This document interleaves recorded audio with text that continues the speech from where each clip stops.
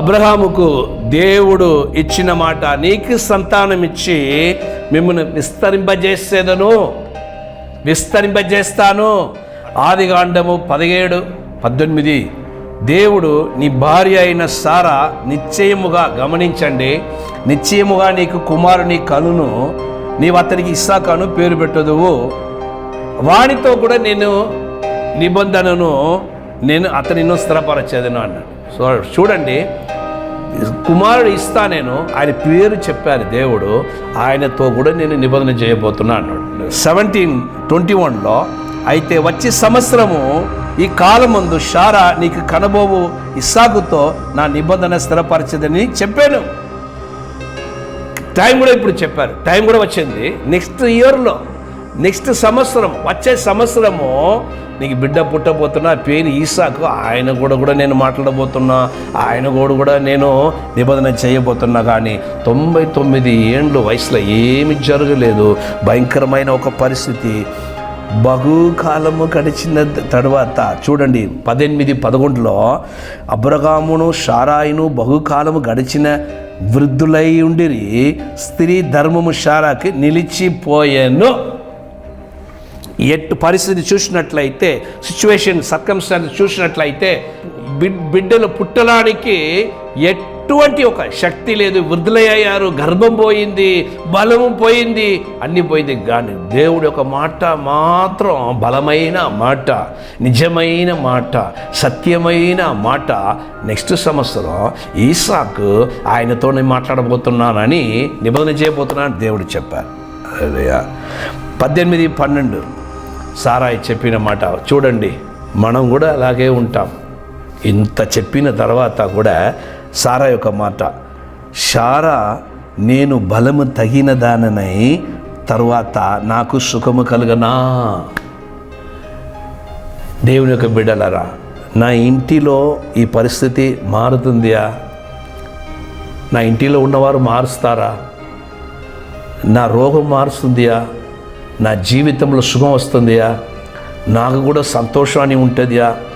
నాకు కూడా మనసులో నెమ్మది అని ఒకటి వస్తుందా? నేను చూస్తానా నెమ్మది, సమాధానం ఒక్కరోజున ఉంటానా అని ఒకవేళ, ఎందుకంటే దేవుడు వాగ్దానం ఇచ్చిన దేవుడు, కానీ వాళ్ళు చూడలేదు, ఆ వాగ్దానాన్ని అనుభవించలేదు. ఇంకా పిల్లలు పుట్టాలంటే గర్భం బలముగా ఉండాలి, పిల్లలు పుట్టాలంటే సారాయి శరీరం మంచిగా ఉండాలి. వయసు అయింది, గర్భము చూసినట్లయితే మనం చూడలేదు. ఎందుకంటే అన్ని స్త్రీలకు అలాగే, స్త్రీకి ఇలాగే జరుగుతుంది, అలాగే జరిగింది. సుఖం నేను కలగనా? నాకు కూడా సుఖం ఉందియా, బలం పోయింది నాకు. సారాయి చెప్పిన తర్వాత ఆదికాండము 21:1, యెహోవా తాను చెప్పిన ప్రకారము శారాను దర్శించాను. తప్పన కొట్టండి, హల్లెలూయా. ఆయన చెప్పినదే ఆమె చెప్పినదే ఆయన మాట తప్పనివాడు. ఆమేన్. నీకు వాగ్దానం ఇచ్చిన దేవుడు ఆ వాగ్దానాన్ని నెరవేరుస్తాడు. మీకు వాగ్దానం ఇచ్చే నీ సంతానమును నేను దీవిస్తాను, విస్తరింపజేస్తానంటే నీ సంతానమును విస్తరింపజేస్తాడు. ఆమేన్. మాట తప్పని వాడు.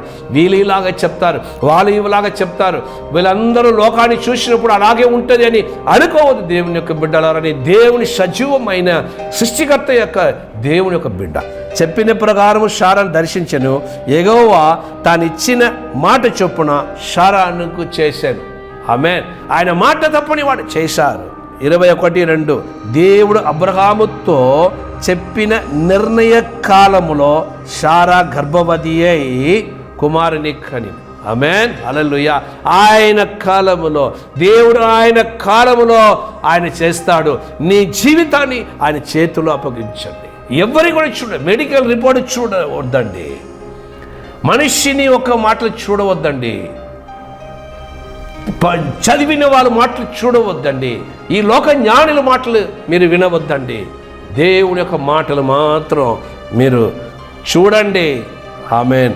21:3 అప్పుడు అబ్రహాము తనకు పుట్టినవాడును తనకు శారా కనినవాడునైన తన కుమారునికి ఇస్సాకు అని పేరు పెట్టాడు. దేవుడు నీ జీవితంలో, మీ జీవితంలో కూడా అలాగే అద్భుతాలు చేస్తారు. ఇది ఎలాగ జరిగింది? ఒక మాట చెప్తున్నాను, గమనించండి, చెప్పి ముగిస్తాను. ఇబ్రాయిలకు రాసిన పత్రిక 11:11. అబ్రహాము విశ్వాసులకు తండ్రి. ఓకే, పిలిచారు. 5 కుటుంబముల నుండి ఆయన వచ్చేసాడు. దేవుడు పిలిచాడు, ఎవరైనా తెలియదు, విశ్వాసులకు తండ్రి అని చెప్తున్నాం. ఓకే, మన జీవితంలో అద్భుతాలు జరగాలంటే మనం విశ్వసించాలి.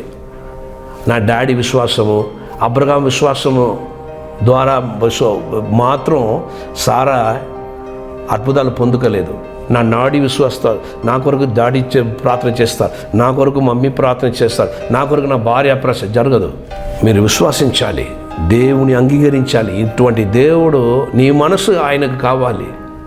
వ్యక్తిగత జీవితంలో నీతో ఆయనకు సహవాసం కావాలి. నీ హృదయం ఆయనది, ఆయన ప్రేమించాలి. ఎబ్రాయిలకు రాసిన పత్రిక 11:11. విశ్వాసమును బట్టి సారాయి వాగ్దానము చేసినవాడు నమ్మదగిన వాడని ఎంచుకొనేను. ఎవరు విశ్వాసం? సారాయి విశ్వాసం. విశ్వాసమును బట్టి సారాయి వాగ్దానం చేసినవాడు నమ్మదగినవాడు. పిల్లలు లేనప్పుడు అందరూ చెప్తారు, వయసు అయిపోయింది, ఇదిలా అయిపోయింది, ఈ డాక్టర్ దగ్గర వెళ్ళు, ఆ డాక్టర్ దగ్గర వెళ్ళు, అట్లా చెయ్యి, ఇట్లా చెయ్యి అని అనేకమైన ఆలోచనలు మనల్ని అడుగుతున్నారే. ఇంకా బిడ్డ పుట్టలేదా అని వాళ్ళు భయంకరమైన ఒక పరిస్థితిలో వెళ్తున్నారు. సరే కూడా అదే. కానీ వాళ్ళు విన్నప్పుడు చూడండి, అందరూ చెప్తారు, సరాయ్ అంతే, నీ గర్భం బలం పోయింది, నీ గర్భం చనిపోయింది, ఇంక మీద పుట్టదు, ఎందుకు దేవుని యొక్క వాగ్దానం నమ్ముతున్నావు? ఒక్కడే విన్నుకోవచ్చు. ఆయన చూసినప్పుడు ఆ సారాయ్ అలాగే ఉంటుంది. ఆ శరీరం చూసినప్పుడు ఒక్క వృద్ధులైన శరీరము, బలం లేని శరీరము, గర్భము బలము పోయిన ఒక గర్భము చూసినప్పుడు నిరీక్షణ లేదు. కానీ దేవుని యొక్క మాటలు చూసినప్పుడు ఆ గర్భముకు శక్తి వచ్చింది. చూడండి, తాను వయస్సు గరించిన గర్భము ధరించిన ఒక శక్తి పొందాను. లోక మాటలు చూసినప్పుడు, లోకముల్లో ఆ సైన్స్ ప్రకారం చూసినప్పుడు పుట్టదు పిల్లలు, నా గర్భం పోయింది. ఆ శరీరాన్ని చూసినప్పుడు భయం వచ్చింది, నిరీక్షణ లేదు. కానీ దేవుని యొక్క మాటలు చూసింది, దేవుని యొక్క వాగ్దానం చూసింది, శక్తి పొందింది ఆమె. హల్లెలూయా. తాను వయస్సు గరించిన దానిను గర్భము ధరించిన శక్తి పొంది, ఎట్లా శక్తి పొందింది ఆ గర్భము కడిగి. అలా దేవుని యొక్క వాగ్దానం. దేవుని చూసి లోకాన్ని చూసినట్లయితే, మీరు లోకాన్ని చూసినట్టే అంతే, ఏమి జరగదురా, ఇట్లా పో అట్లా పో అంతే, నీకు అట్లా అంటారు. కానీ ఇక్కడ విన్నిన ఆ సారాయి, గర్భము చూసిన సారాయి, నాకు ఇది పుట్టదు అని అట్లా అనుకున్న ఉన్నప్పుడే ఆయన వాగ్దానం చూసి, వాగ్దానం చేసిన వాడు నమ్మదగిన వాడు, నాకు ఇస్తాడు, నేను వాగ్దానం, నా యేసు ప్రభు నాకు చేస్తాడు, నా పిల్లలను మారుస్తాడు, నా గమ్యాన్ని మారుస్తాడు, నా భవిష్యత్తుని మారుస్తాడని చెప్పి నాకు కుమారుడు ఇస్తారు. ఆ వయస్సైన గర్భము, బలహీనమైన గర్భము, శక్తి లేని గర్భము మంచి ఒక యవనసు గర్భము మారిపోయింది. నీ జీవితాన్ని కూడా అలాగే దేవుడు మారుస్తారు. ఎబ్రాయిలకు రాసిన పత్రిక 11:6. విశ్వాసము లేకుండా దేవుని ఇష్టడై ఉండుట అసాధ్యము. విశ్వాసముతో దేవుని దగ్గర రావాలి. ఈ లోక మాటలు వినవద్దు, దేవుని యొక్క మాటలు మాత్రం వినండి. విశ్వాసంటి ఎందుకంటే దేవుని యొద్దకు వచ్చేవాడు ఆయన ఉన్నాడనియు, మొదటి ఆయన ఉన్నాడు, నిజమైన దేవుడు, బొమ్మ కాదు అని నమ్మాలి. తన్ను వెదుకు వారికి ఫలము దయచేవాడని ఏమి చేయాలి? నమ్మవలను. అది దేవునికి ఇష్టం. నమ్మాలి. నా దేవుడు దర్శిస్తాడు, నా దేవుడు వస్తాడు, నా జీవితాన్ని మారుస్తాడు, ఈ పరిస్థితిని మారుస్తాడు అని నమ్మాలి. హల్లెలూయా.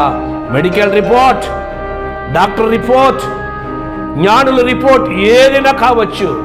ఆ రిపోర్ట్ చెప్తుంది, నేను వస్తా, నేను నీకు ఇస్తా, నేను నిన్ను దీవిస్తా, నేను విడవని ఎడబాయను. ఆ రిపోర్ట్ చూడండి. దేవుడు మీ అందరినీ దీవించినగా.